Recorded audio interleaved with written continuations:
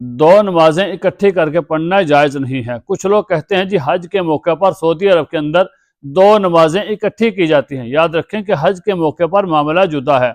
आम दिनों के अंदर आम हालात में दो नमाजें इकट्ठी करना जायज़ नहीं है। कि अब मिसाल के तौर पर अभी ज़ोहर का वक़्त चल रहा है तो आप ज़ोहर के पूरे वक़्त को ज़ाया कर देते हैं, फिर जब असर का वक़्त शुरू हो जाता है तो आप असर ज़ोहर की नमाज को असर की नमाज के साथ पढ़ते हैं, तो ये आपकी नमाज अदा नहीं होगी, कज़ा होगी, जिसके ऊपर आपको गुनाह होगा कि आपने ज़ोहर के पूरे वक़्त को ज़ाया कर दिया। अभी आप उसको असर के वक़्त में पढ़ रहे हैं, तो फिर आप असर और ज़ोहर दोनों मिला के पढ़ते हैं, तो इस तरह करना जायज़ नहीं है। और अगर आप मिसाल के तौर पर अभी ज़ोहर का वक़्त है तो ज़ोहर के वक़्त के अंदर ही आप असर की नमाज को पढ़ लेते हैं, अभी असर का वक़्त शुरू नहीं हुआ, तो इस तरह करना भी जायज़ नहीं, क्योंकि असर का वक़्त जब शुरू ही नहीं हुआ तो आप असर की नमाज कैसे पढ़ सकते हैं। तो इस तरह दो नमाजें इकट्ठी करके पढ़ना जायज़ नहीं।